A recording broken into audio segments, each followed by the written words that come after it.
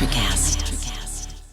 Why wait to see if you'll get something you like this Valentine's Day when you can go to BlueNile.com and find something you'll love? Whether you're looking to treat yourself to a little winter sparkle or show a galentine how much you appreciate them, Blue Nile offers a wide selection of high-quality designs, expert guidance, and free 30-day returns for the ultimate peace of mind. You can even design your own jewelry. Right now, save up to 50% at BlueNile.com. That's BlueNile.com.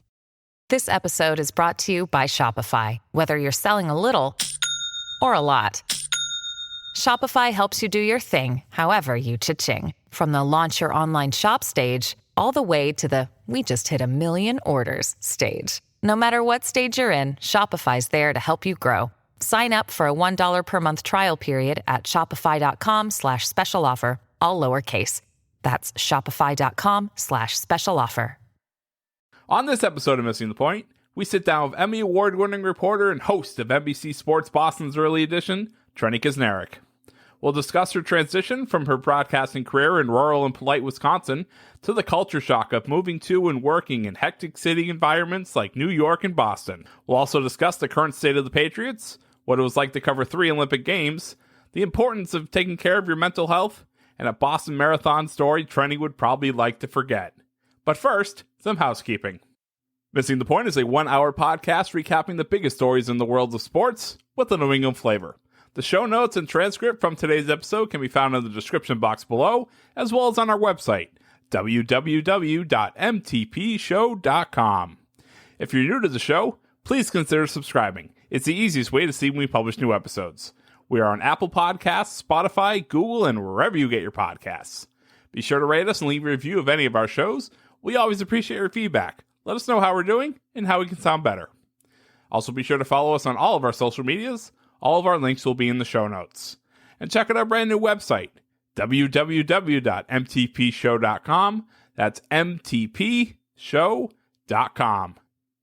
And now, this is Missing the Point, episode 27. But it's all relative.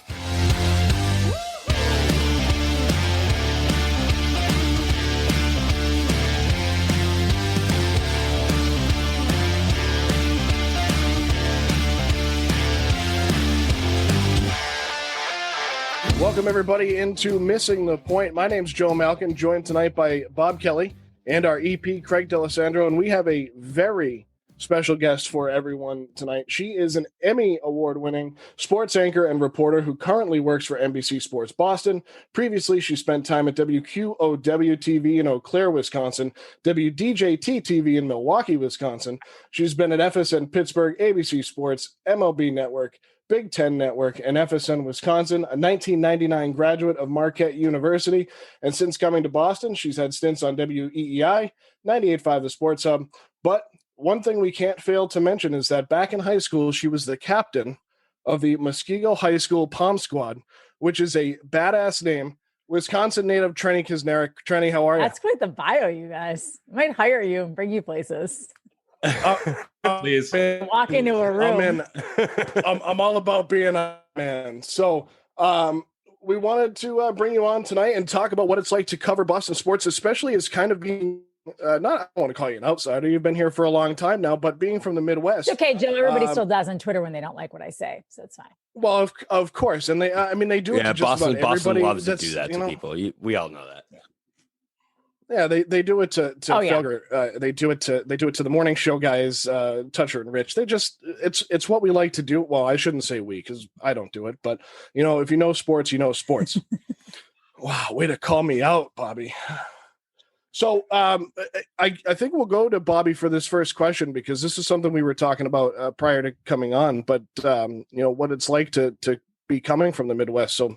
Bob Kelly, go ahead. Yeah, so my first question that came to my head is you have all this background with the Midwest.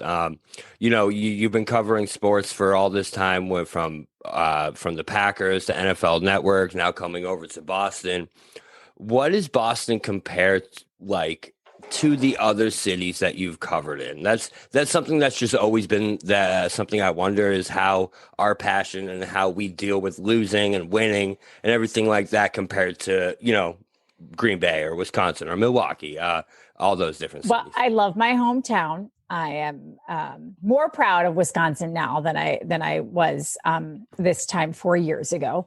But it's not even close, right? Like here, sports talk radio shows consistently are the most listened to shows in the market. In Milwaukee, people listen to them, but only if you're like a hardcore sports fan. They're not like tearing up the airwaves. You don't have two regional sports networks. You don't have two like 24-hour sports stations. But also, to be fair, you don't have the money, right? So you don't have the same championship history.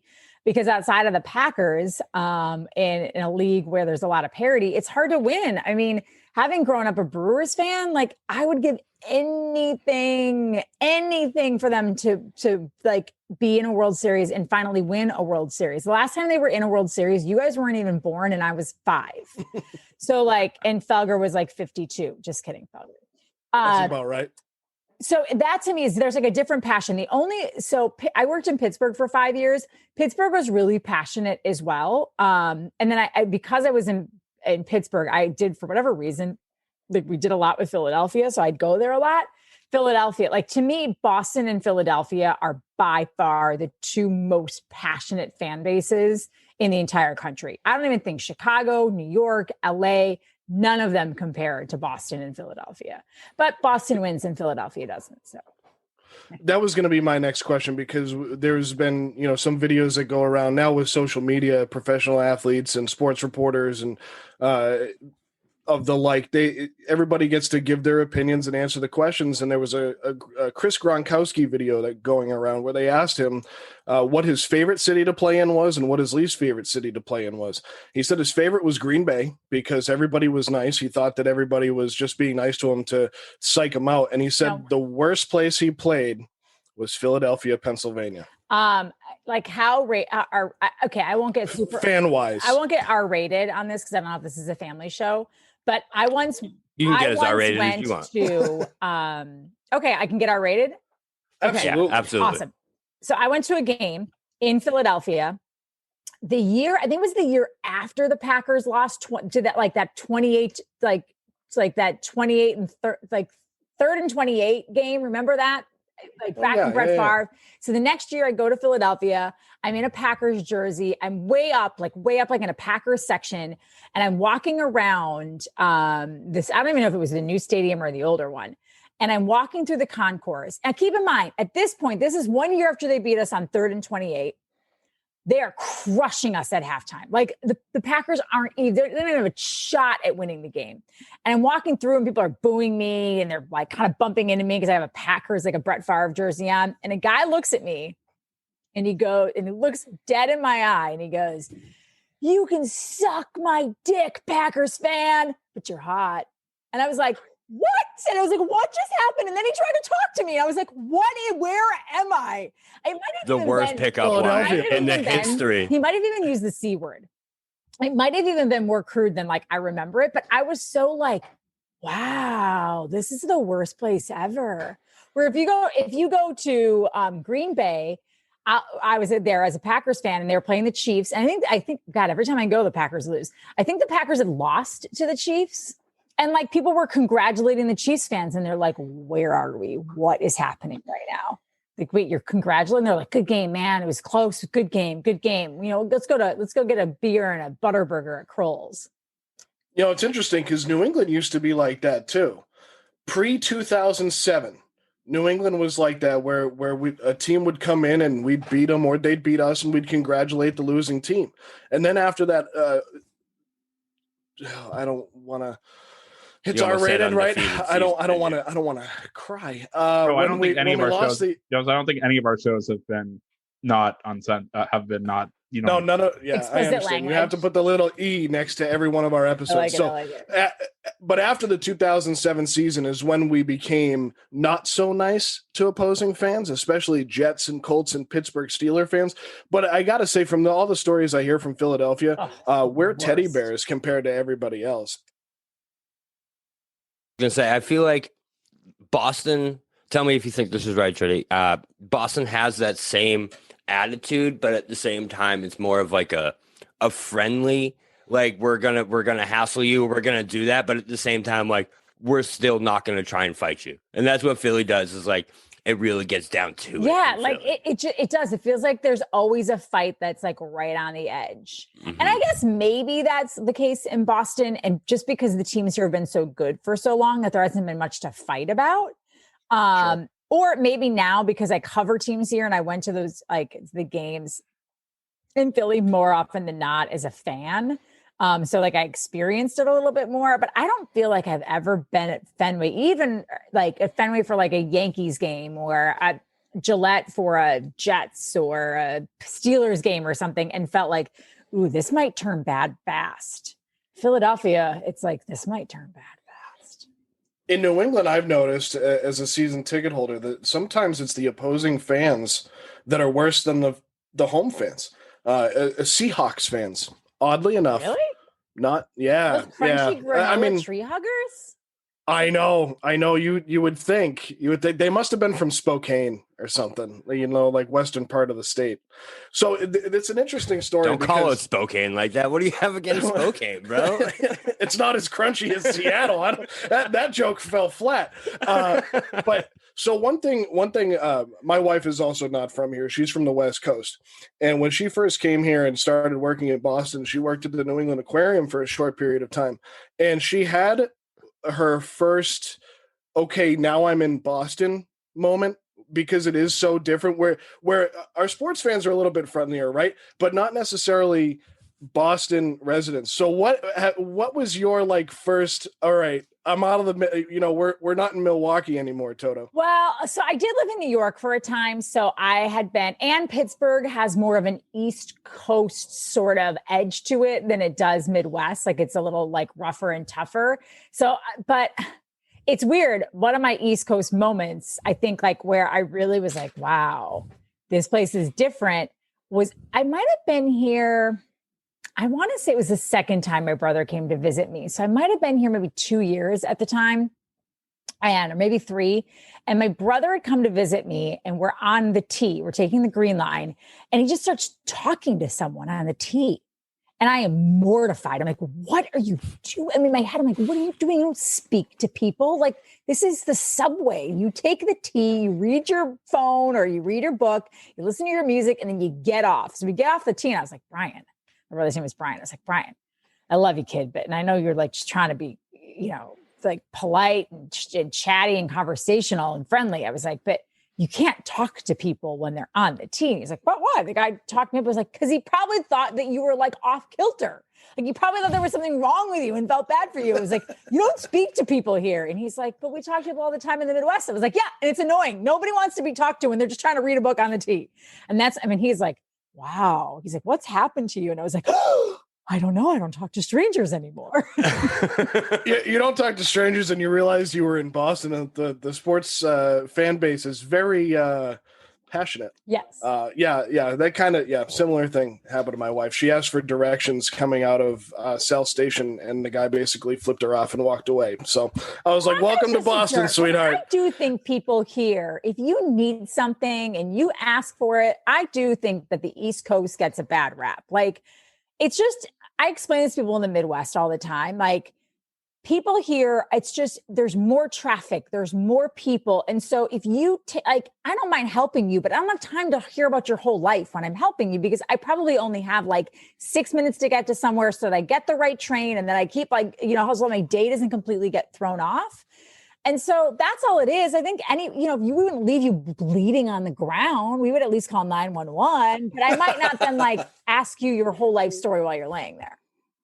Yeah, sure. Which really tells. Yeah, it is a totally, like, I go home to the grocery store and somebody looks at my license and sees Massachusetts, and suddenly I'm in like a 15-minute conversation about you live in Boston. Oh my, what is it like out there? Oh, I've always heard it's a beautiful city. Oh yeah. Mm-hmm. Is the clam chowder really that good? What do you do here? Is your parents? And you're like, Jesus, lady, I'm just trying to buy some groceries and get to my parents' house and have like a bottle of wine. And they'll talk, and the line is backing up and everyone just sits there patiently. No one says anything. They just stand there. Where in Boston, at Boston, a Stop and Shop, would be a riot breaking out in the aisle 7 in the freezer aisle. I would lose my mind. My boyfriend and I went to Nantucket. I don't mean to throw him under the bus, but he's kind of impatient. And we're waiting to get we were waiting to order like coffee, and something happened where like the guy who was in front of us was chatting with the woman. He clearly hadn't seen this woman in a long time, and I can just see him seething under his mask. Like, I just want my coffee. We have to catch a ferry. I don't know what's going on. Why are they being social? And I was like, they're just trying to catch up. That's when the Midwest comes out. And you're like, they're just trying to catch up. Yeah, I mean. And you're right. It's just faster here, but it's so funny because now when you go home, you have a little bit of that mix of that Boston. Oh, yeah. So you're like, all right, come on, let's go. Let's get through this. Let's go. Yeah. Well, everything moves a little bit slower when you get west of New York City and Philadelphia. Yes. So I have one other question that's something that, because I saw you work in Wisconsin, Green Bay, you're a Packers fan, obviously, grew up a Packers fan. What is Lombardi Field like? Is it that amazing out there? Lambeau Field? Lambeau. That's what I meant. Lombardi Trophy. You know what? I know it's Lombardi Trophy. You know what I meant. All named after Packers. Freudian slip. It's all the same. I know. You guys Bobby, I was going to say she's going to click leave faster than you can finish this question. Why don't you go make me a sandwich, Bobby? You don't know anything about sports. That's what someone would say to me if I had a Freudian slip. Why don't you go? She's so dumb. She's not even with sports. Make me a sandwich. Lambeau, honestly, is once we're all in the non-before times. Thanks. When we're allowed back in stadiums, and I don't know when. Let's see. The Patriots played the Packers here. I think it was 2 or 3 years ago now. So they should be coming back up on the schedule in Green Bay in the next season or two. Honest to God, if you can make the pilgrimage, it is a really cool place to see a football game. There's nothing like it. First of all, Green Bay is 2 hours north of Milwaukee, 3.5 hours north of Chicago. I mean, once you get a little bit out, you're passing places like Sheboygan. You're getting up near today I had to write out my grandma's card to send to her for Christmas. Yes, I still have a grandmother. It's unbelievable. She's in Kaukauna. My cousin lives in Neenah. It's just it's salt of the earth, and you're driving up 90 or 43 north, kind of along Lake Michigan, and you come up over this bridge, and suddenly you just see Lambeau. It's the only thing that's in town that stands more than 4 stories tall. Then you see Lambeau, and then when you get there, it's not like any other football stadium where you have massive parking lots. There's 2 sort of smaller parking lots on either side. Everywhere else that people park, you park in a Shopko parking lot, or on somebody's front lawn. They'll charge you and they're $20 for parking. It's whoo, it's expensive. But then you go in their house and they allow you to use their Packer themed bathroom. And they've got tailgates on side streets. It's such a unique experience.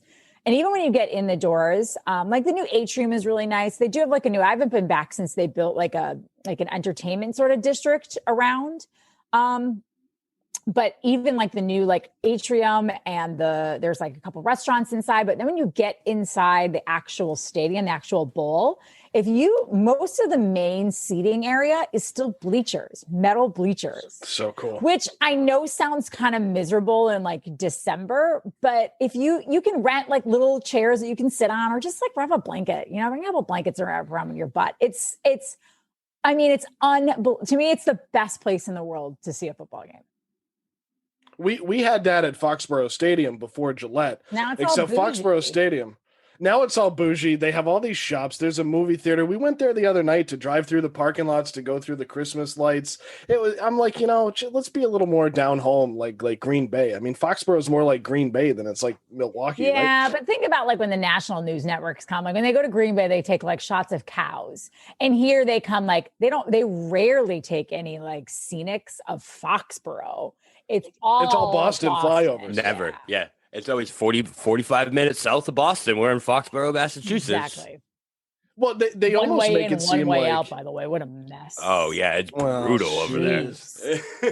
They almost make it seem like it's right next to Boston, though, because they're we'll be right back to Gillette Stadium. And then they cut to this shot of the Prudential Center, and it's well, You're nowhere near there. This isn't if I went Chicago. from the Brew to Foxborough right now, I'd get there by like the fourth quarter.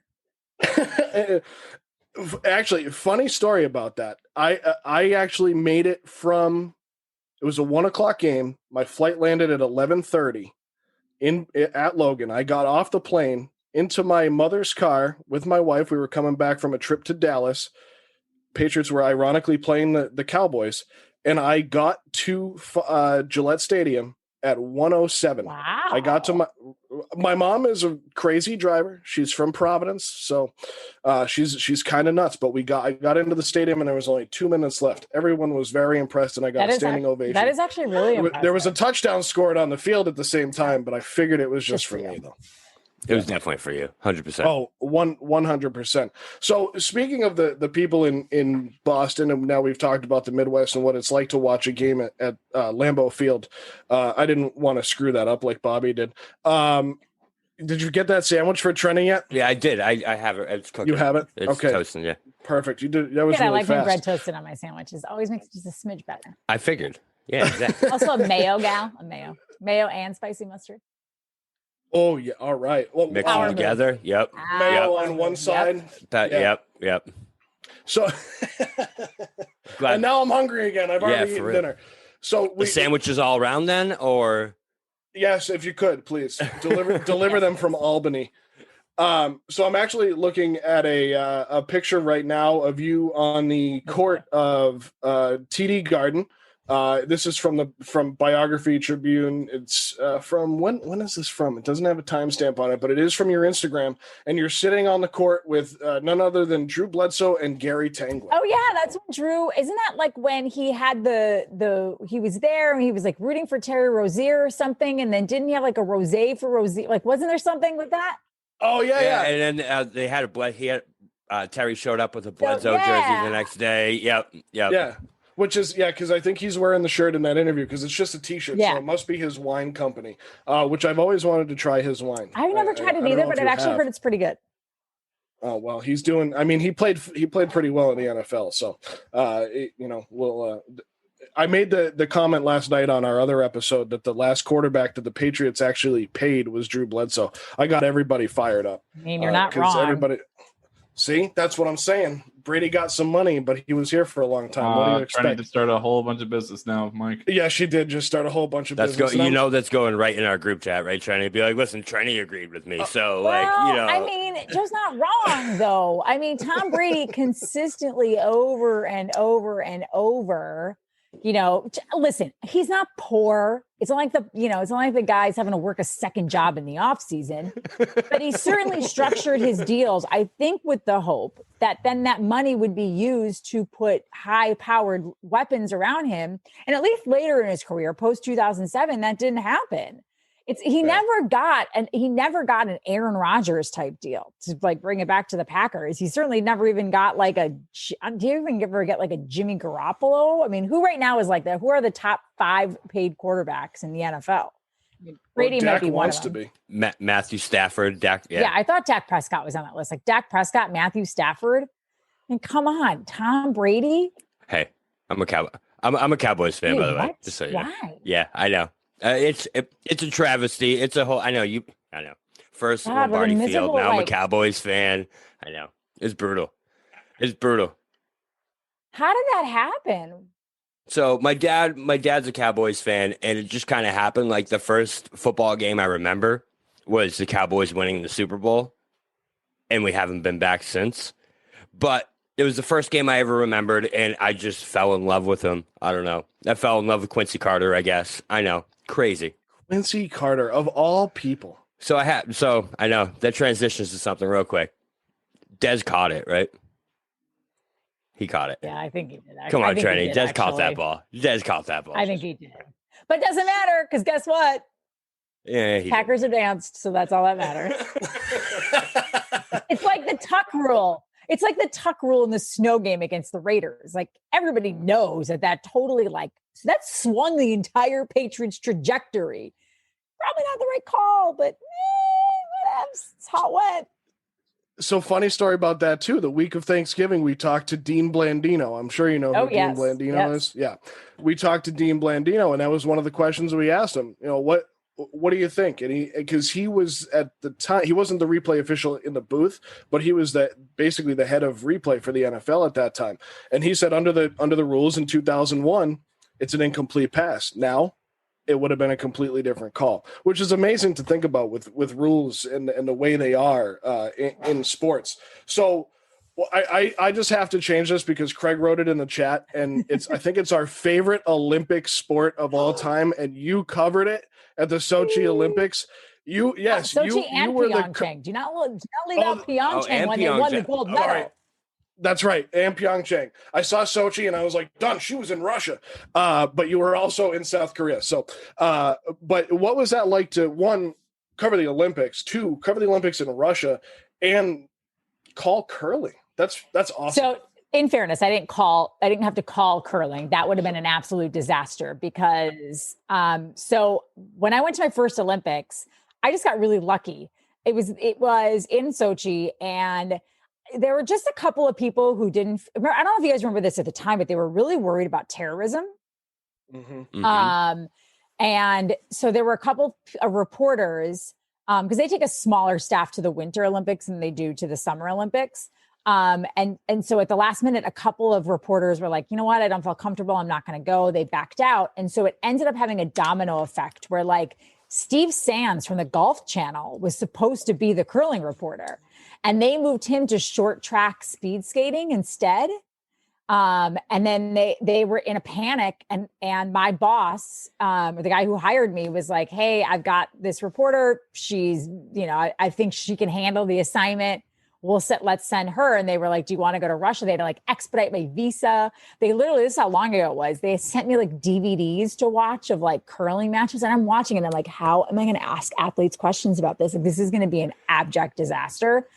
But it wasn't. And it helped a little bit that year, the United States was so bad. Like the men, I don't think the men won a single round robin match. And I think the women won one, if my memory serves.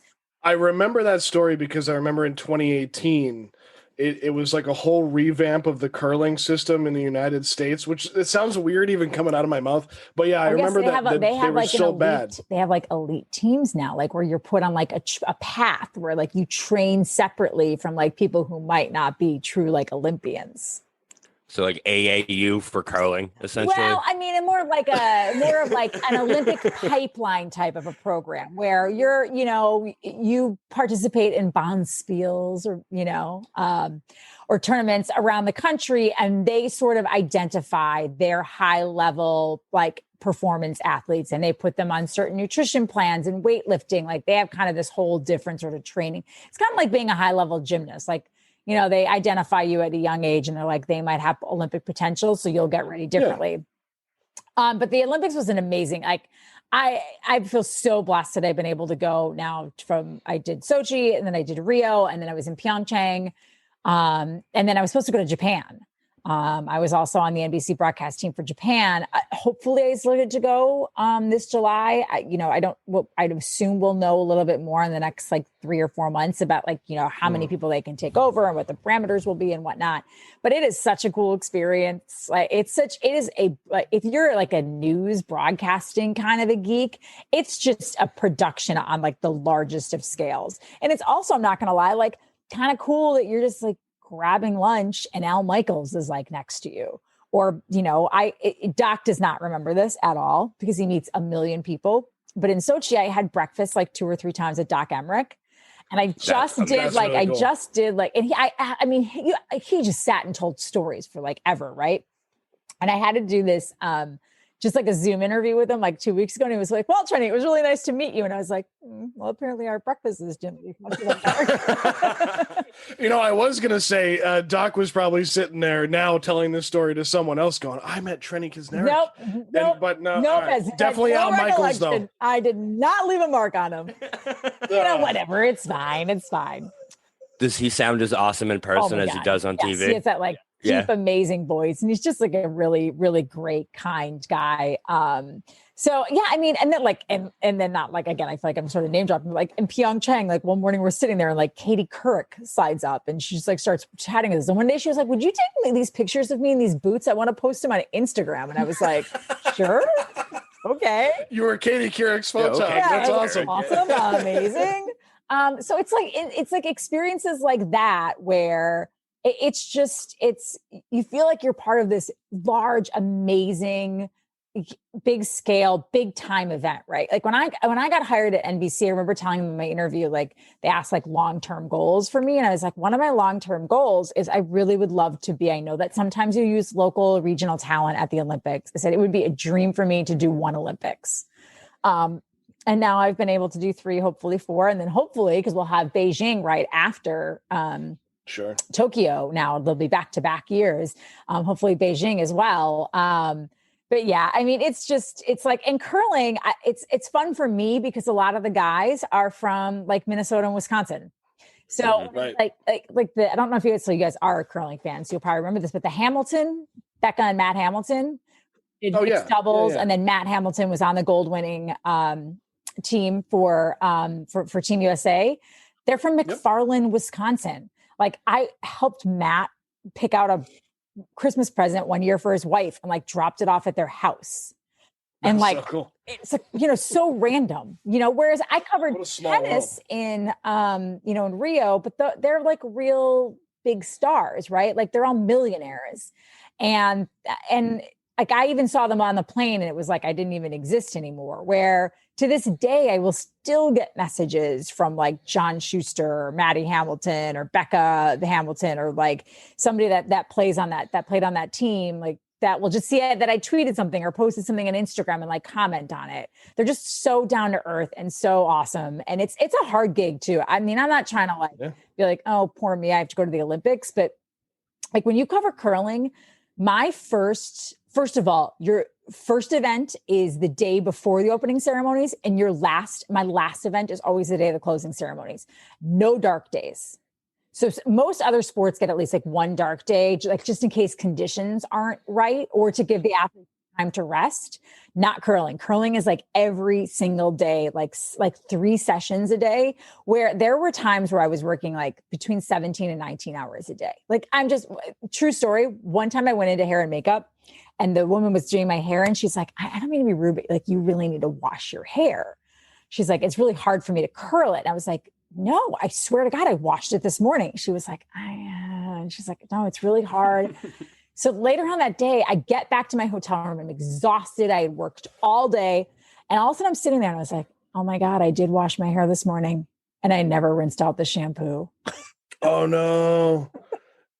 That's awesome. So That's funny. Tired. I was so exhausted. I worked so many hours and my head was like spinning. And I literally put the shampoo in my hair and like put it in and barely rinsed it out. And then just went and like blow dried my hair and had no idea. That's awesome. Well, I mean, we've all worked in some form of communications, but you mentioned working 17-hour days.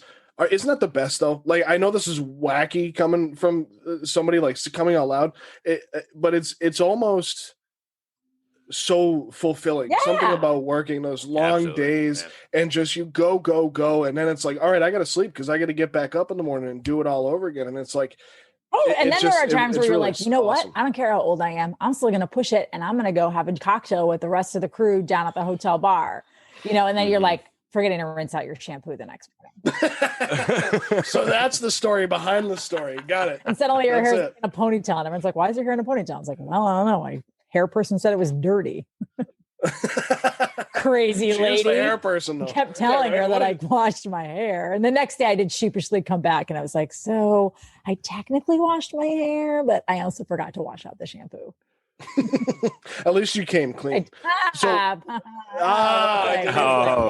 geez, a dad joke, and I didn't even realize it. Well played. Do that? No, I didn't. Yeah. I was on.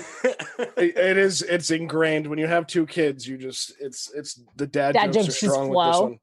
They do, and my wife is really getting frustrated with the fact that I basically talk in dad jokes and movie quotes. So she's not the only one. I understand, guys. I'm so sorry. All right. No, you're not. Gosh, don't ruin it. I mean, we just met Trenni. Okay, we don't want to ruin this. Of the 3 Olympics, which was your favorite? I mean, I like them all. I guess Rio, but just because I like the Summer Olympics, I like warm weather. And I was able to really sort of like get out and kind of do things. But I would put Pyeongchang at like a 1A.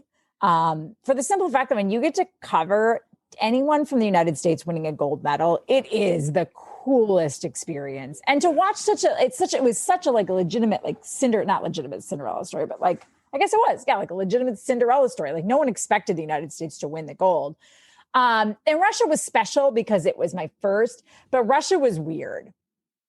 Russia was a weird place. Like, first of all, it felt like we felt really isolated. And everything was like, you had to wear your badge everywhere you went. So like I was training for the Boston Marathon at the time. And like, I would have to, like, you have these huge badges and I had to like tuck it in and my back, like around my neck and down the back of my shirt. And also it was warm. This is so weird, but it was like usually in the 50s or 60s in Sochi all the time, because we were down at the coastal cluster. And then like I would go running. It wasn't really safe to just run anywhere. So when I would do long runs, and there was like a couple times where I did like a 16 or 18 mile, I literally just ran across. They basically built like a track, like a straight line track outside of the hotel and it was beautiful, along the Black Sea. But then all of a sudden, guys, it would stop. It would just stop. And then there was like weird fencing. And when I went to ask where to run one day, the concierge or whoever was like, oh, you can go this, in this direction. It's a couple miles each way. You can just go back and forth. He said, but when you get to the fencing on the far end, he said, do not try to walk around or go somewhere else. He's like, that's the country of Georgia. And if you go over, we can't get you back. And I was like, okay, all right, great. Fun times. So you turned right back around. I did take a picture like, hey, I'm right by Georgia. Cool. But yeah, that was it. And your times got a lot faster. Yeah, also they had like fake buildings everywhere because they had like raised this town in order to put up all the Olympic venues. And so one morning I'm like looking out on my balcony and I see, and I'm like, that's a weird looking house. And so I took a picture of it and zoomed in. It was completely empty on the inside, and they just had put like a tarp around it with a sketching and an etching of like windows and a door to make it look from far away like a house. That's so strange. And there were stray dogs everywhere because they had I heard that was like a problem. It was like a problem because they had kicked people out of their homes to build these facilities and then they didn't let them take their dogs with. There were just dogs everywhere. And then they started it was awful. It was weird. With that said, there's something weirdly fascinating also about Russia. And it was a very beautiful country. It's a communist country. It's like it's weird. There's no, that's not a very eloquent way to describe Russia. I would like to go back and see Moscow and St. Petersburg. It's different. I shouldn't say weird. That's not right. People probably think America is weird from certain places. It is. It was a different experience. It did feel very cold and restrained. It just, whereas Pyeongchang and Rio, there was like a real joy, even though there's always issues. I think everywhere where there's ends up being an Olympics, there's always some controversy, but something about those two places felt more joyful. Yeah, absolutely. I mean, a little bit different, South Korea and Brazil aren't exactly communist countries. So and you were a little bit further east in Russia. So when they say, if you go over the border of Georgia, you're not coming back, that's definitely a problem. Basically, they could maybe shoot you. And I was like, cool. It's not really what I want to happen. I'm not going to do that then. Yeah. But trust me, man, every day I was like, what if they really shoot me? Like, what if we just like swam over? Let's find one out. Arm over the border. I was like, what about now? I love getting stamps on my passport. If you could just shoot my passport. So you like this tampon? Yay! Yeah. Oh boy. It's like a taser that just shoots out. All right. Anyway, so you mentioned you were name dropping before. You name dropped Katie Couric. You name dropped Al Michaels. Oh God, now it's terrible. Now I sound like a jerk. No, because we're going to name drop someone else that we're going to be talking to soon, and someone else that you know well and you work with, and that's Abby Chin, who we'll be talking to on Missing the Point on Thursday to come out at a later date. But we talked before we got on about you. There was a picture of the two of you wearing a similar dress. So now we have to know the backstory because obviously she was just hired back by NBC Boston, and she's coming on with us after we talk with you. So we want to hear about your relationship with Abby and what the dress story is. Well, Abby, first and foremost, is one of my dearest friends. We started like 3 months apart. I started in September, like September 10th was my first day at NBC, which was then Comcast Sportsnet. She started like around the same time, but in December. So we've been like pals, like went to her wedding. I, go to her kids' birthday parties, the whole nine. I've even seen them during pandemic, like in real life. I've seen them, her and her wonderful husband. It's like a real privilege right there. I know, right? So she shows up today and I'm so excited. I come back. I like had curled my hair and put on my dress and stuff for my show. And then came out, talked to my producer, and I go over and I see Mike Gorman talking to her. And I was like, oh, Michael, hi. I'm like, Abby, Abigail, oh my God, you're back. And she looks at me and she's like, oh my God. I'm like, oh my God, are we wearing the same dress? And they weren't exactly the same, but I wore the one Abby had on today a few weeks ago. Hers was like more formal. Hers was like nice, sort of form-fitting, like really nice material. Mine was more of like a sweatshirty type dress. And I threw on like sneakers with mine, and she had like nice heels on, but the like telling sign that we both look the same is they had these like weird sort of Star Trek-y puffy shoulders on them. So we looked exactly the same. So we made Max Letterman, our producer, take a picture of us. Mike Gorman wasn't wearing a dress, was he? No, he was not. He looked lovely though, as he always does. It was nice before I was eating dinner, before I talked to you guys, I flipped on the Celtics game and I was like, man, it's nice to hear Mike's voice again. Isn't it? It's great. It really is. We can't wait till next week. He's so good. Nothing better than hear him go, got it. Oh, got it. So great. We're doing our NBA preview show on Sunday, so we're very excited to get into the NBA. And I am the least NBA fan of the group, but I will tell you, second least behind Craig, but I will tell you that a former Celtic currently lives in my head rent free, and I can't stand the guy, and I don't mind saying it out loud, and that's Kyrie Irving. Oh, okay, good. Yeah, well, nobody likes Kyrie Irving. Oh, thank you. Is there anyone that does? I mean, I'm sure there is. Like maybe his mom. Maybe Kevin Durant. Yeah, maybe his mom. Yeah, his mom. Yeah, well, we know his mom does. His mom seems like a wonderful lady. But so if you had to pick, I know. It really is. Everything that comes out of his mouth is just facepalm. That's really what it's. Everything he says. It's just like, dude, what? Okay. That's great. Everything that comes out of his mouth is facepalm. I like that. Here you go. Now, in Cleveland, we were having this discussion today. Does Cleveland win a championship without Kyrie if they still have LeBron when they won? I'm going to say I don't think so. Because, I mean, if you think about it, Kyrie did balance out LeBron and it forced defenses to be accountable for someone else. Because if you left Kyrie alone, which at the end of the day, when they did, he was the guy who made the big shot, right? Am I misremembering that? No, right? He made the big three-pointer. Right.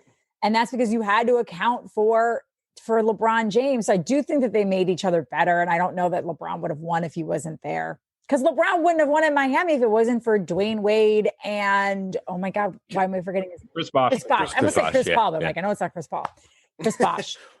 And he wouldn't have won in LA if it wasn't for Anthony Davis. So, right. Like, you can't, I don't care how good of a player you are, you can't do it alone. Like, one of the segments on our show today was like Giannis in Milwaukee. And whether or not him being there for 5 years is like guaranteed Milwaukee is going to be good. I was like, first of all, I live there. It's never going to be good. They're like snake bitten. Second of all, like, are any of us really that afraid of like Drew Holiday and Chris Middleton? I don't know that I am. And I don't know that you can get, I mean, maybe Giannis brings another big star to Milwaukee, but stars seem to want to go to like Miami and LA, not Milwaukee. And that's what I said today. But now that he's signed that contract, at least they have some kind of leverage to say, hey, Giannis is here. Like, come on in. Let's go do this. But yeah, I feel like the way they're going to do that is by trade. That's how you're going to see another star come in there. But they honestly, like, because of that deal they made for Drew, they really don't have much to trade at this point. No. So, or if anything, you'd have to get somebody on like a short 1 year that just really wants to win a championship. But when you go after guys like that who don't need long-term security, you're going after an older guy. And so then there's always going to be question marks. So I don't know. That was kind of the Boston thing back in, the late 2000s when they brought in Garnett and Allen, and that was kind of the thing. It wasn't supposed to be a long-term thing. It turned into a longer-term thing, but they won that championship on the front end of those contracts. So, yeah, I mean, so they're going to have to do the same thing. Injuries killed them. Bummer. It's the way it goes. It's what's going to happen in Brooklyn this year. Kyrie's going to get hurt and start whining. Also, KD is, I think, already like, I've had enough of this guy. Cool I from think afar, so too. but far from cool up close. Well, they also said that KD was trying to bring in James Harden, and that Kyrie was basically saying no. That he didn't. Looks thick tonight. Who's that? Wow. Harden? Yeah. Well, that's because he was. Did you say he looks out. thick? Yeah. Yeah. I saw that partying in Vegas. That's Way right. to commit yourself, buddy. The energy. Yeah, right. I couldn't get to camp. He grew the beard so you couldn't tell that he's got a little like chub going on down here, you know? Yeah, exactly. I was going to ask, so before we get into anything else, I want to ask, you know, we talked about your Boston sports history. We talked about the fact you filled in the Sports Hub. Most notably, you filled in for Felger and Maz for a few episodes where they weren't there. Who to you? Who is the better? Not better. Who's the bigger pain in the ass, Felger or Maz? I'll just ask it straight up. Everyone knows they're both. And I'm going to walk with you guys for a second. I have to open my door. My boyfriend's coming over. Ow, ow. And I should probably just give him a key, but I don't. I just keep opening the door. He can get himself in, but he can't get himself into the main door. I still don't trust him. I'm just kidding. Relationship advice with Trenni Kusnierek. Everyone is seeing my 4-foot apartment. It's the smallest. I like that wall. Oh, thanks. I know, I like that natural brick, wall for natural brick. Who's the bigger pain in the ass? So I have not had to work much with Maz, so I cannot speak to Maz's how big of a pain he is. I will say this about Felger: bark is worse than his bite. He plays this role like, I'm such a curmudgeon-y jerk on the radio, but he's actually I called him for some career advice a week ago, and he was well prepared. He was super kind about it. Although he is, I will say this about him. This is where he's the same in real life as he is on the radio. No BS. You know how he's always no pleasantries. Does not really when the conversation was done, he's like, all right, kid, good talking to you. Bye. And I was like, oh, we're done. Okay. We're done talking. All right, Grandpa. So know how you doing today? That doesn't exist with Felger in real life either. You know what? I honestly, Bob, I don't think he asked me how I was. I think it was just more okay, so what can I do? What can I help you with? And I was like, which is interesting because it drives him nuts. When we used to work together, I'd be like, how are Sarah? How are the girls? What's going on? Fine. What are we talking about in this segment? Which is weird for him because that shows that he's been in Boston longer than you because you're both from Milwaukee. So I know. You know what, though? He's been gone for a long time. He left Milwaukee, I want to say he was 16. He might have been a junior or something. And then he lived in Naples, which is where his parents are now. And then he came to BU. And Felger, not to out him, but I think he's almost 50. So, if he came here at 18, he's been here for, is that 32 years? Yeah. That's a lot, that's a long time. He's essentially more of a Bostonian than he is a Midwesterner. Though, man, he still has that accent. It's he won't let it go. Yeah, he does. Oh, when he says sorry. I feel as he plays it up a little bit. He totally does. Totally. Yeah. Oh, yeah. Well, I'll be honest, I can hear it a little bit in your voice still as well. Oh, for sure. From time to time. And I haven't had any cocktails. If I have a cocktail or two, look out. Yeah, we have friends like that, and then their Boston accent comes out, but the Midwestern accent is much more pleasant than the Boston accent. I think you would agree with that, too. Neither is good. We'll call it a wash. At its harshest form, neither is great. So one other thing that we really wanted to get into tonight is, for those of you that don't know, while Trenni is very straightforward and doesn't take any crap, just like Felger, she's also a big mental health advocate, and I think those two things go hand in hand.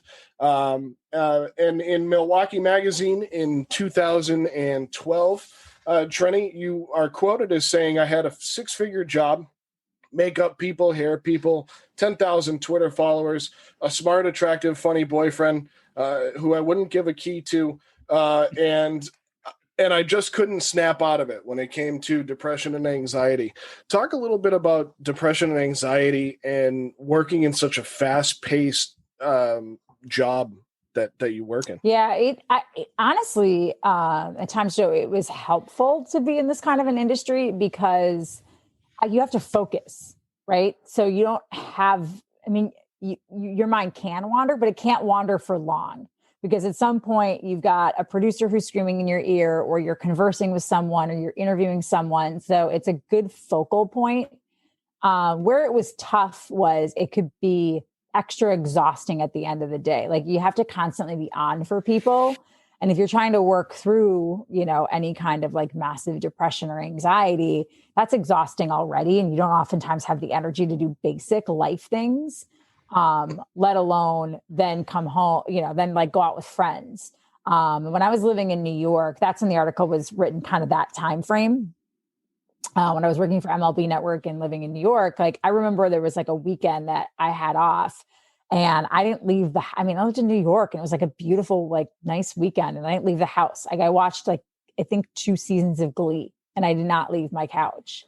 And it was at that point that I realized like, okay, things are kind of not great. And they sort of progressively got worse and then got better, which I think that's hard for people to understand sometimes. I think it's hard for people to understand that it's cyclical, that it's something you really kind of always have to manage and keep an eye on, and that it's not something you can just snap out of. It's not just as easy as, and God bless people, because when I am open about going through something, people always say, well, what can I do? Or how can I help? Or I'm happy to listen.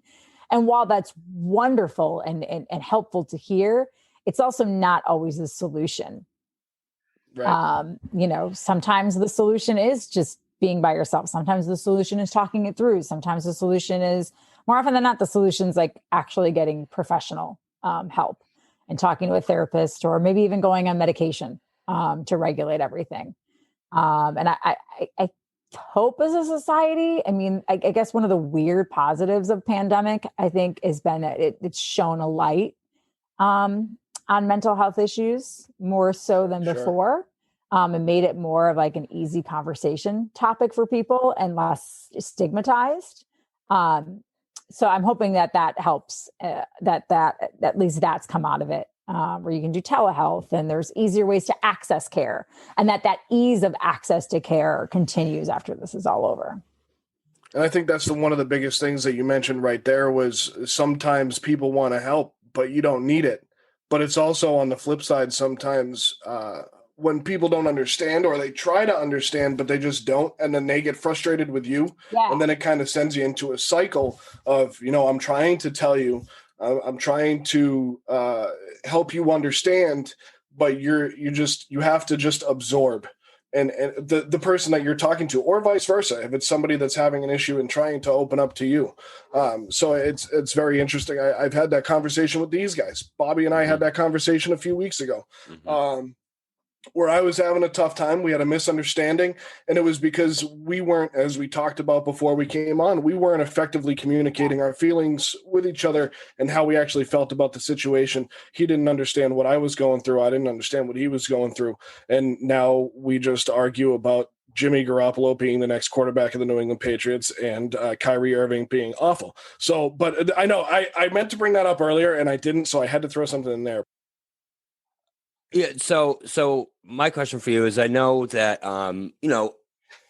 as someone who also has dealt with something along these same lines, is it's always harder to admit that you're going through something because you don't know that other people are doing it. You kind of feel like you're alone. You're on your own island and you're the only one who feels like this. Everyone's going to think you're crazy. Do you think that people coming out like Dak Prescott, Hayden Hurst, yourself, these people in these high profile positions really push the depression and mental health issue to that forefront and really help make awareness almost just to other people who may not be dealing with this, that like, listen, this is a real thing that not only normal people deal with, that people you think are crazy deal with, but people that are in these high respected positions are also dealing with these things on an everyday basis? I hope so. I think it's really important for people to talk about it. And I always say, like, that doesn't mean that you have to like spill your guts to every single person that you meet. Absolutely. But even just being honest with like one or two people in your small circle, like I feel like that has like a ripple out effect, because maybe you tell one person about it because you feel comfortable with them for whatever reason and they're struggling, or they know someone who's struggling, and then they understand how to better handle it. I think what's most important about athletes talking about it is that a lot of times it's male athletes. And if there's one part of the population, one, part of like life where I think men, particularly white men, get really overlooked is in the mental health sphere. It's still really stigmatized. It's like you're supposed to be this like strong person who can handle everything and not get stressed out, which is ridiculous. Whether you're a pro athlete or like, Joe Blow who's walking down the street. I mean, right now, some of the people who are suffering the most are middle-aged white males. For various reasons. And to me, that's a group that needs to not be forgotten about and needs not to be stigmatized or told that they are wrong, or that their feelings aren't valid or worthy. That's a real crucial group, I think, that we need to address that. And honestly, like under like marginalized communities, minority communities, because in those two sections, I always say this: white women, like, we got therapy down. Like, everyone's had a therapist. Every girl I know has had a therapist forever. It was on like Sex in the City, like in the late 90s, early 2000s. Like, it was all anyone talked about. Like, we're always talking about our freaking feelings. Like, it's not as difficult of a topic, but it is a really difficult topic for someone who's living in an area that is strewn with violence and gangs and drugs. It is a huge issue for, a 52-year-old white guy who lost his job and is trying to support his family and trying to put up this facade, that needs to know that it's okay to not be okay. Like, those are the groups, like, I think we really need to be reaching. And I'm hopeful that when somebody who is a 32-year-old superstar with $100 million contract says there were days I couldn't get out of bed, that 55-year-old of the family says, oh, I'm not crazy, I'm not a failure. Mm-hmm. Mm-hmm. Yeah, and that's the biggest thing. And like Bobby said it, and you just said it there, is, it's even in this article where I just read the quote, all these things going for you, and everybody thinks you have this perfect life and nothing's wrong. But there is that shot after the game between Hayden Hurst plays for the Falcons, right? Yeah, it's Falcons. The Falcons, because he was with the Ravens at one point, right? Yeah.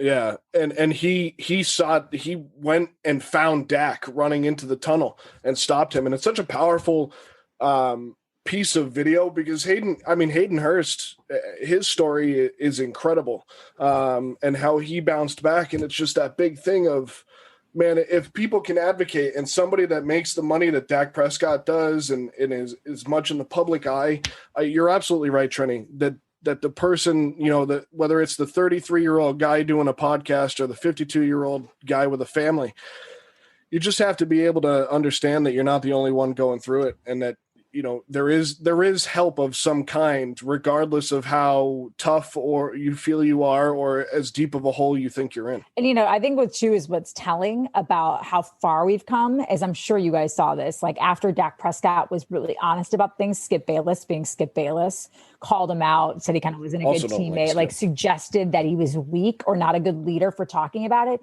And Bayless got skewered by people. Oh, you couldn't go through, not again, I always like to say Twitter is not the barometer of what like real people think, but it does sort of show which ways, individuals are leaning and thinking. And when 97 or 98% of the comments on his comments are stop being a jerk, this is a real issue. To me, that's a sign of progress. Absolutely. Especially from those Twitter trolls, because the other 2% of accounts that Skip Bayless has following him are his burners anyway. Yeah, or bots. On that same note, I actually saw a post recently about Dak Prescott. So I obviously follow Cowboys fan. I know. Follow a lot of Cowboys fan pages on Facebook. And as you can imagine, the Cowboys fan base is a very diverse fan base, we'll call it. So someone posted on there, it was like, I think Dak Prescott's such a leader. The fact that he came out about these mental health issues shows how much of how tough this man really is, not only as like a person, but like spiritually, he's just a tough human being, and that like he needs to be regarded as this leader. obviously there was a comment underneath it that started calling him out like he was, less of a man and all this stuff. And the comments that this comment got were just like, it was like instantly there was 90 comments talking to this guy about how much of a bigot he is. So yeah, couldn't agree more that we're definitely going in the right place as a society. When you see people ganging up on someone who is trying to make someone feel less of a person for something like that, it makes you feel good. I agree. Yeah, it's like it's like, okay, we haven't completely devolved as a species.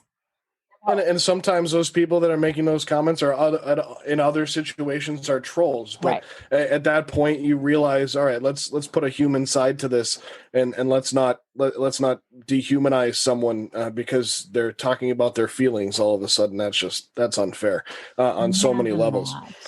Imagine that. I said that to Dean Blandino too about officials. I was like, let's humanize officials in football. And then he used it on his podcast the next week. And I was like, all right, we're resonating somewhere.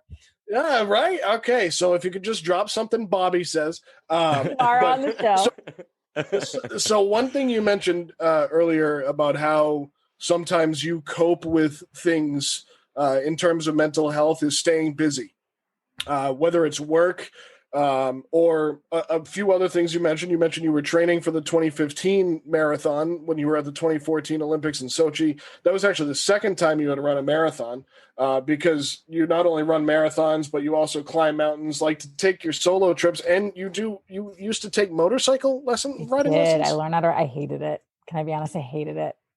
It freaked me out because my anxiety was so bad. Like I was always afraid I was going to crash. Like I couldn't, I don't like lack of control.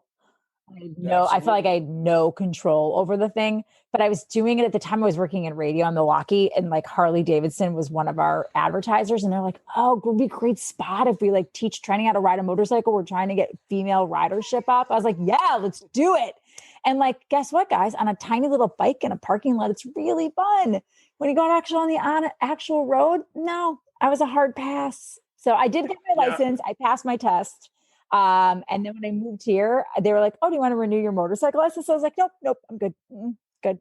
Not here, especially. I think it's a death trap. Definitely not in Massachusetts. Do not ride a motorcycle in Massachusetts. At least they require helmets. They don't require helmets in Wisconsin. I'm scared of walking. Yeah, that's what we've been saying about New Hampshire lately. They're going to have to change their state slogan to "Live Free and Die."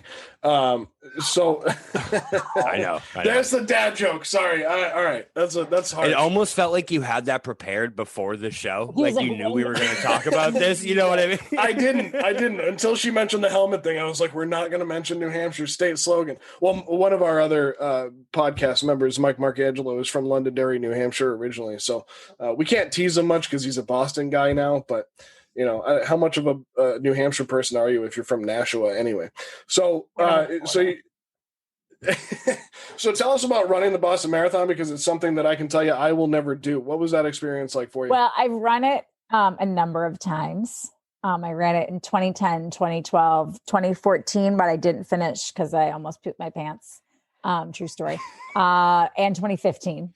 And then are you telling me to go back and tell it? Yeah, I'm going to tell it. We need to hear that story. Yeah, we need to hear that. I'm 99.9% sure, by the way, that my boyfriend is standing outside the door just listening to this, too afraid to like walk in and interrupt it, because it only takes him like 6 minutes to walk here. He lives up the street. So, John, I hope you're enjoying this. So I trained so hard for it. I trained while I was in Sochi. Like I gave up drinking, like, okay, not entirely in Sochi, but in the times around Sochi. Like I was determined to have the best race of my life. And like 3 days before the race, I'm at bib pickup and I'm like, oh, I feel kind of like under the weather. Like, I feel like, I'm like, oh, it's probably just nerves, just like a little cold, body is like immune response. So I start drinking like vitamin C, like whatever emergency. And on the morning of the race, I get up and like my stomach wasn't feeling very well. And, usually you have to have like your morning pre-run poop. Like that's just what runners do. May have been a few more than usual, but I was like, I'm just nervous. This is such a big deal to me. Like everybody's here. Everyone's cheering me on. It's the year after the bombing. Like they were going to interview me. Like Bob Newmeyer was at the finish line. I was going to do an interview with him afterwards. And so I get to Hopkinton and I get sick again a little bit. And I'm like kind of feeling like weird, like cold, hot flashes. I was like, I'm fine. I'm just nervous. Don't worry about it. So I'm like 1 mile into the race and I'm like getting stomach cramps. And I was like, this is ridiculous. I'm running like an 8:15. Like at this point, like I'm training to run like a 7:45, 7:50 pace, like well under like 3, like going under, like I'm hoping for like 3:25 to 3:30, like finishing time. And I'm like, oh, that's weird. I'm not even going that fast. I'm like, my stomach really hurts. And like the further I go in the race, I'm like, oh, something is not right. So I'm coming up like the crest over the hill in Wellesley, at Wellesley College in the scream tunnel. And I can't even listen to the girls scream because I'm like, oh my God, I'm going to have diarrhea in Wellesley. Like this is how it's going to be. I've been here for 2 years. Most people have had diarrhea in Wellesley, just so you know. For 2 years, and this is what's going to happen. This is going to be my life. I'm going to be known. Felger and Mass are going to talk about me. Toucher and Rich are going to talk about me because everyone's going to find out that I like explosive diarrhea on the Boston Marathon course. So I pull off. I find a porta potty. We thankfully have it there instead of. I had a Lamar Jackson moment. Let's just call it what it is. We can now call it a Lamar Jackson. I was waiting for it. Nice. And so I go back on the course, so I'm like, oh, I'll be fine. Like, unlike Lamar Jackson, I didn't get an IV afterwards. I was like, oh, I'll just drink more water and Gatorade in the course. You just dehydrated your entire body. Oh my God, I was so dehydrated, you guys. I was so dehydrated by the time I got to like, it's around like mile 16, 17, right by Newton Wellesley Hospital. I literally could not see straight. Like I was kind of weaving to the point where a spectator like yelled, like, are you okay? And I was like, I don't think so. I don't feel really well. And I just sat down and started to cry. I was like, and this little girl's like, you want some water? I was like, yes, I want water. No one was like, hey, maybe we should check on the Comcast Sportsnet personality, Trenni, sitting on the corner over there. No idea. Or if they did, they were like, oh, this poor thing. So I go and I walk to this medical area and the guy's like, I'm like sobbing. I was like, I trained so hard. He's like, well, you can probably finish. Most people can. We'll just get some like thicker fluids in you. We'll get you some like broth and like a higher like sodium concentrated Gatorade. And then he took my vitals and he was like, oh no, you have to go to the hospital. And I was like, what? And he was like, your heart rate is so low and your blood pressure is so high. He's like, you are severely, severely dehydrated. He's like, I cannot let you back on the course. And I was like, okay, the emergency room is right there. I'll walk. He's like, under law, I can't. They had to put me in an ambulance. I could literally see the emergency room sign. And then I went and told the story on Toucher and Rich the next morning. So you got up the next morning and everything was good? Nope. I felt like terrible for like 3 days because when I went to I got an IV and stuff at the hospital and the woman's like, well, it sounds like you have the norovirus. She's like, lots of people have had it was like, it was going around. Yeah. Mm-hmm. And that's what she thinks that I had. But then I went out 5 weeks later and ran a PR at Sugar Local. Nice. So take that, Boston Marathon. Yeah, take that neurovirus. Take that diarrhea. Nice, good 18-mile training run. That's right. That's right. I almost ran into Georgia for this. Sorry I interrupted your like accomplishments of running the Boston Marathon and making you tell a story about how you pooped your pants while doing it. We're very proud of you for running the Boston Marathon. That's a great accomplishment. None of the other stories are good. All the other ones are just like, yeah, whatever. I finished. It was fine. I qualified. Yeah, I was going to say, what happened in 2015? So I was supposed to run this year, so hopefully I get to run next year. She's like, I finished. I don't know. So one last thing, sports related that I'd like to ask you is who is your favorite Milwaukee or Green Bay athlete of all time? Robin Yount, not even close. Fair enough. How about since you've been in Boston and we give just about everybody the benefit of the doubt in Boston except for Dennis Weidman and Kyrie Irving. That's my personal. I can't stand Dennis Weidman. Dennis Weidman and Kyrie Irving. I don't know if Dennis Weidman was here when you were here. He played for the Bruins. No. Who would be your favorite? He's held like a 15-year vendetta against Dennis Weidman. And really have nothing to back it up. The Kyrie one I can back up until the cows come home. But the Dennis Weidman one, just something about his face. I don't know what it is. That's fair. You don't like everybody's face. That's true. What about in Boston? I won't say your favorite Boston athlete of all time, but who would be like one of your favorite guys to have interviewed, worked with, or just been around? Okay, so Mike Napoli will always hold a special place in my heart because he's just a crazy person. And he made covering that team in 2013 so much fun. Like he was just a fun guy, like a good guy, easy to work with, because always go to him for anything. And honestly, I'm a huge Jaylen Brown fan. I mean, anyone who knows like that I'm a total social justice warrior, that is not going to surprise anyone. But like, I just think he's a really articulate, thoughtful, like so much more than a basketball player guy. And I can't. And he's also, I think also part of the reason I've done some mental health things with him. And he's a big mental health advocate. I'm also I love Brad Stevens. Like I probably am a little too easy on the Celtics sometimes because I like the players so much, like genuinely like. We'll remember that during the season. Oh yeah, I have been a little harsh on Danny this year. That's okay. It's okay to be harsh on GMs. We've been very harsh on Bill too. So I'm a Danny Bill's been a terrible GM lately. Oh, Mike's gonna love that. Well, so Bob and I actually got into it about Danny because I almost called the Gordon Hayward situation to a T, but just had the team wrong. And because Bobby was like, "This is great. He's gonna trade him to Indiana. We're gonna get everything back. We're gonna have Miles Turner here." And I was like, "No, Bobby, that's not gonna happen." He's going. I don't know why, but he does. Although maybe it was Drapes before he left, or it might be Forsberg has pointed out, like. Those guys all played with Miles Turner last year internationally. And if they really wanted him, they could have gone to Danny and been like, this would be a great addition. And they clearly didn't. So maybe they thought Tristan was a better ad. Chris Forsberg. Yeah. Fair enough. That's a good point. I like the last name drop of the night. Yeah. I know. You can drop as many names as you want. We try to say that before every interview. We're like, just don't make them name drop. It's about them. Like, we're going to interview Trenni. We're not going to interview her about all the people she's been around. Like, we don't want to be like, hey, tell us more about Abby Chin. I love talking about Abby Chin. So I was happy to talk about her and our matching dresses tonight. She has been very gracious to Craig through all of this. And Craig's like, she's got 2 kids, but you're on the show too, Joe. So we get this. Like, we can't start until 8:15 because of my 2 kids. They're both upstairs, hopefully sleeping at this point, not making their mother's life a living hell. You'll also find out about me that I'll tell the producer, like, no, I can only do 30 minutes. And an hour and 10 minutes later, I'll still be talking to you. I'm not going to lie. For the last 45 minutes, I've been typing the joke, wrap it up. We probably should, because I am 90. I mean, I'm not even 99.9% sure. I'm 100% sure my poor boyfriend is just sitting in the doorway, like on his phone, waiting for me to finish, probably playing chess. Because I'm a radio producer, IRL. And so I've like your producers, I was like the deadline. So I was like, come on.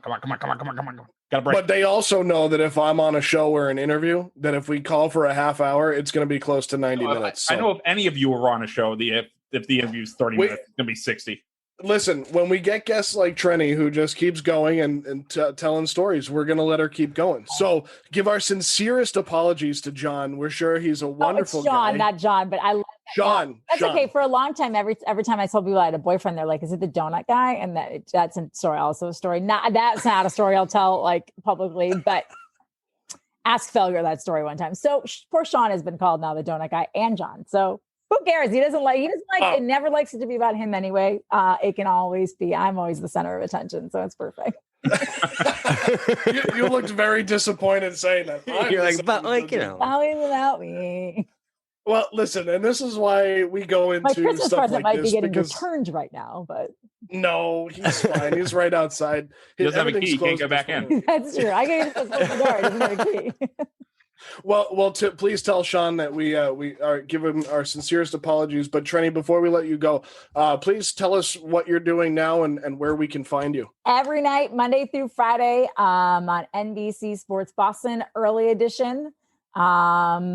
It's me. Now it's me. I'm in the host chair. R.I.P. Gary. Not R.I.P. I mean, obviously he's fine and alive. And yeah, we know that. We're trying to get him too. But I will help with that. I will tell him that he should do it. Awesome. Yeah, please do. Yeah, every night talking sports. During football season, we're 6:30 to 7. But once the Patriots are done and our football shows are done, it'll be back to my normal time of 6 to 7. Just an hour of super fun sports talk today. I broke down Lamar Jackson's poop run. So, I mean, you are going to get hard-hitting things on my show. We may have to find that sound clip and put it up on our Instagram just for people. A preview of what you can expect on this show. You know what, Ted Johnson, you can take your little telestrator segment. I don't think it was anywhere close to me breaking down Lamar Jackson running to the bathroom. Well, of course not. But if Ted Johnson's doing telestrator, he's just trying to be Bill Belichick. Anyway, well, now he's not coming on the show. Oh, well. I don't care what Lamar Jackson said. That man definitely shit his pants last night. There's no doubt about that. The way he was running to that bathroom, that was I have to shit my pants. I was gonna say he might not have totally come out, but he was holding it in. Oh, it was in there. It was coming. It was. What gave it away was he was running through the hallway and he got to the door. It was like, yes, get out of my way. Get out of the way. Well, and the guy that came out, which clearly was like an assistant to the assistant equipment manager, and looked at him and was like, "That's Lamar Jackson. Like, what is he doing coming to the mid game?" That was so funny. That was great. And Trace McSorley led a great drive down the field too. So who knew how much this interview would revolve around poop? We didn't. I think Trenni, I think you just went muted there. We can't hear you. Oh, there we go. Because I accidentally. There we go. Sorry. No, that's all right. That's all right. So anyway, yeah, who would have known that this would have revolved around poop? So terrible. That's how we're going to wrap up our first conversation ever with Trenni Kusnierek. So Trenni, where can we find you on social media? We'll have it down in the show notes, but where can we find you? Twitter, just at Trenni, and on Instagram at Trenni NBCS. Awesome. And she gets her own special page on the website, so they'll be able to find her there too. There you go. You're famous, Trenni. So famous. Now when I almost poop my pants next time at the Boston Marathon, someone will know who I am.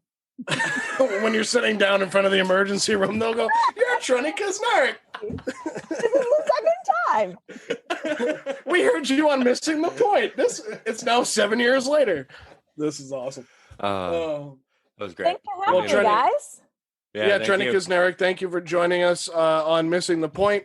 For our EP, Craig D'Alessandro and Bob Kelly, I'm Joe Malkin. And once again, thank you to our special guest, Trenni Kusnierek. And we'll see you guys next time. Miles, are you ready to record our promo for Season 2 of the Wanna Bet podcast? David, have you ever seen a grown man naked? Miles, we're not here to quote lines from Airplane. We're here to tell people that Season 2 starts August 18th. But I like Airplane. I know you do, but Wanna Bet is a sports betting podcast. Each week we bet $1,000 on the NFL teams and games that we love. Well, that sounds like fun. It is fun. And last year you picked over 60% of your games correctly. How'd you do? We're not talking about that. We are telling people that they can find us every Friday. So no more movie quotes. Roger. Electricast.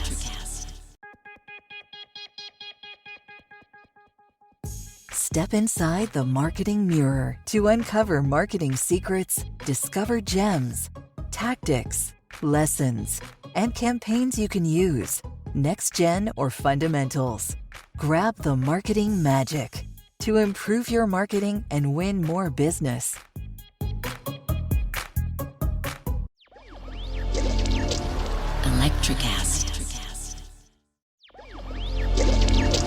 Electricast.